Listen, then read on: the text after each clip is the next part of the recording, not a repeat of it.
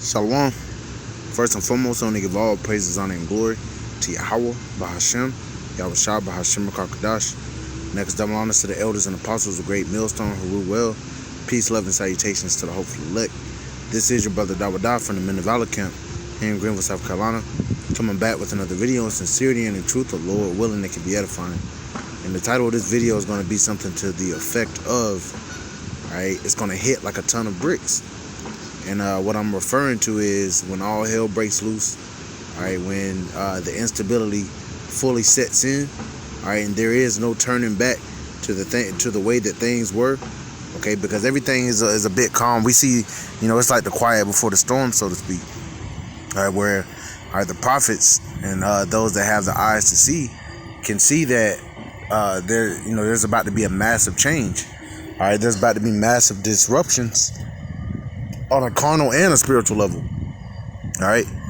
But as to these people, when it hits, it's going to hit like a ton of bricks, man.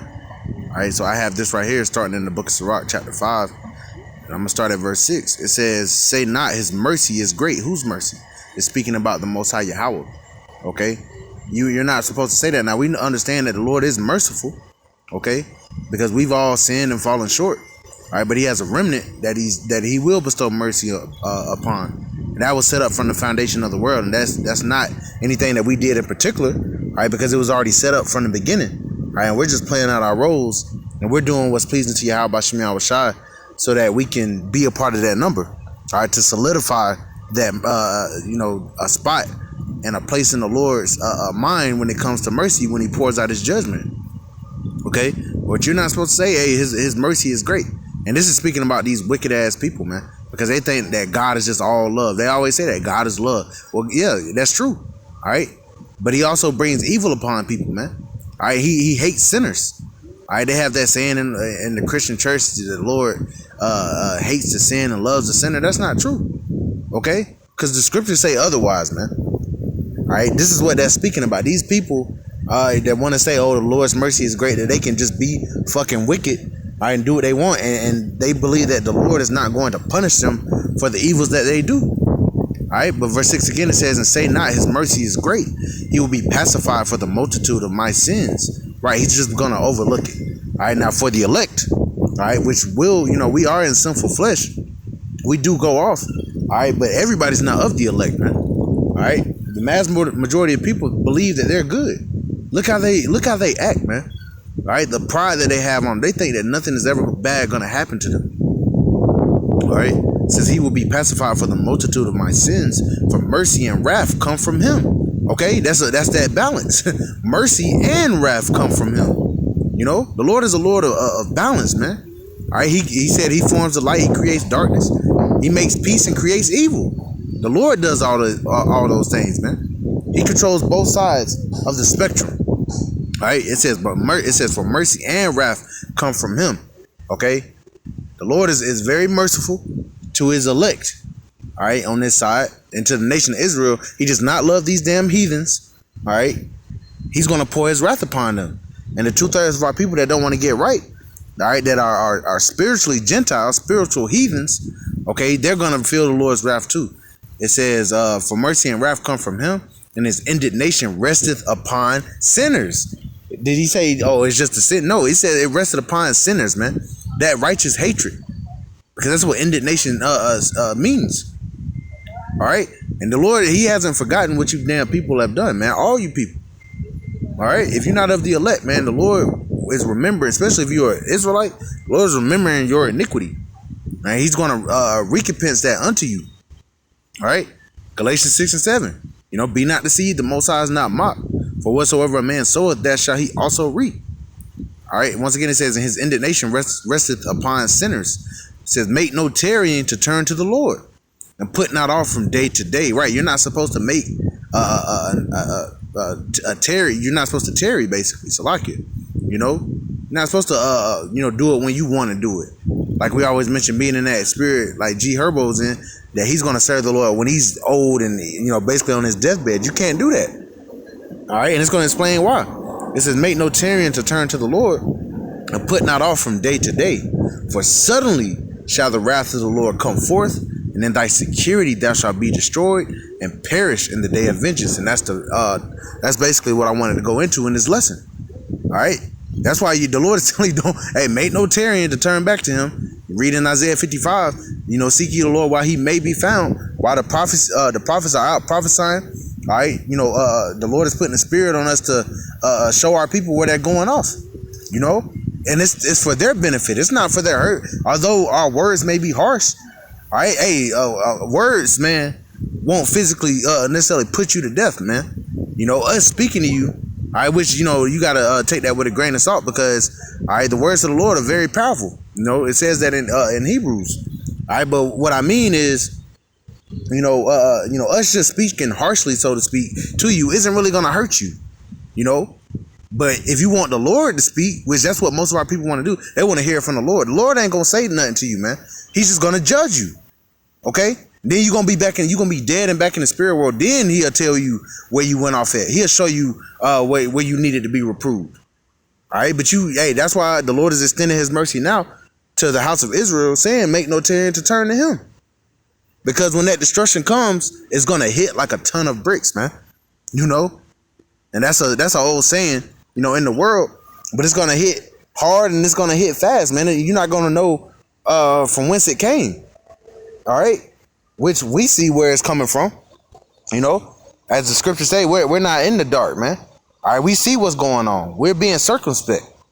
All right, but our people, the 2/3 of you so-called Negroes, Latinos, Native Americans, as well as the rest of these people in America, Babylon the Great, especially, all right, they're blind, man. They're spiritually blind. They don't know what the hell's going on. And even if some of them do, all right, especially like these Edomites that know about, the famines that are coming and all this stuff. Hey, if they're not in the, if they're actually heathens, if they're actually Edomites, all right, it don't matter if they know or not. They still gonna be destroyed. Okay, this is only for the elect. All right, but hey, nobody's gonna be able to say they weren't warned. Now, like the scripture say, this gospel shall be preached throughout all the world for a witness unto all nations, and then shall the end come. That's when the end is gonna come. And we're seeing that the ministry of the prophets is winding down. All right, the Lord is bringing more and more prophecies, man. All right, he says when he sends these plagues, they're not going to draw back, So the Lord is he's bringing the end of this of this wicked system. So to the people to the Israelites that still haven't repented, all right, you need to repent, man. All right, we know all of you aren't going to. All right, there's going to be more Israelites that get put to death than be saved, but hey, we still have to send a warning while we can. All right, because we can still put our videos up on YouTube. We can still go out on highways and byways. All right, but we're seeing that Jake is hard-headed as hell, man. All right, this isn't going to be no ongoing thing. We're not going to be here 50 years down the line still trying to tell Jake to wake the fuck up, man. All right, we're not going to be in that spirit. The Lord's bringing this judgment swiftly. He's bringing this devil upon you swiftly, man. All right, so in your security, like it says, I'm going to read it again.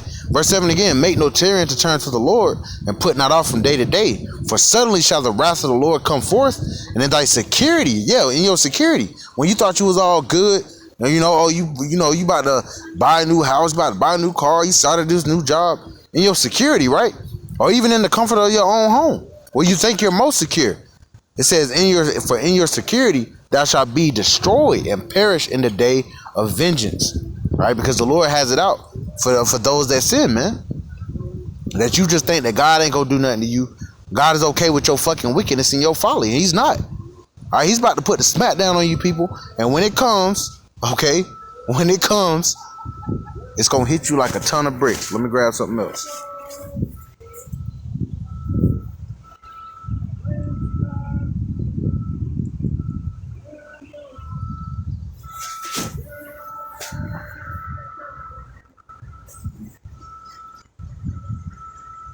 First Thessalonians chapter 5, I'm going to start at the top. Verse 1, it says, but of the times and seasons, brethren, ye have no need that I write unto you. For yourselves know perfectly that the day of the Lord so cometh as a thief in the night, right? It's going to hit like a ton of bricks. It's going to hit you. You ain't even going to know where it came from. All right, that's the times that we're coming into. And hopefully the day of the Lord that's coming, that's nigh at hand. All right, but as for us, the hopeful elect, all right, those that are actually watching, all right, we know perfectly that this day is coming as a thief. That's why we're watching. We're waiting on the Lord to come. We're hastening to the day of the coming of Yahweh Bashim Yahushua, man. Verse 3, it says, for when they shall say peace and safety, then sudden destruction cometh upon them, as travail upon a woman with child, and they shall not escape. It's going to hit you like a ton of bricks, man. All right, and a ton is 2,000 pounds, man. All right, imagine you laying down and a fucking ton, 2,000 pounds worth of bricks falls on you. That's how the Lord's going to come down on you niggas, man. All right, just to put, and not saying that might happen literally, but it's figuratively, man. All right, it's when your security, when you think you all good, that's when you gonna get hit, man. That's when you gonna get hit. But our people don't think anything's gonna happen to them. Let's get this.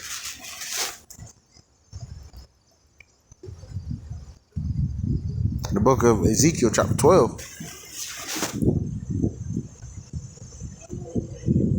Let's see.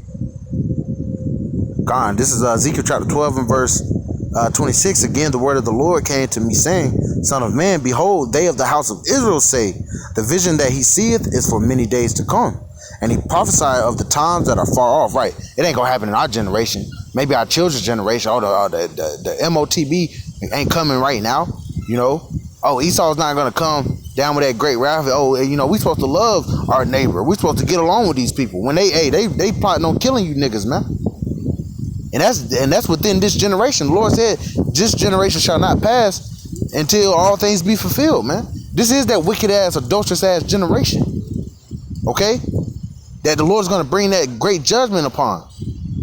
You see how wicked these people are? Could you imagine this shit going on for 20, 30 more years, man? Hell no. Hell no, man. That's why the Lord is shortening the days. But our people don't think that all hell is going to break loose soon. And that's why when it hits them, once again, it's going to hit them like a ton of bricks, man. Okay. One more through the Spirit.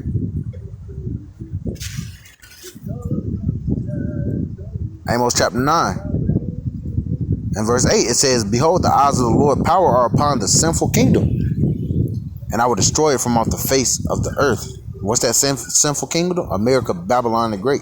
Spiritual Sodom and Egypt. It says, and I will destroy it from off the face of the earth, saving that I will not utterly destroy the house of Jacob, saith the Lord.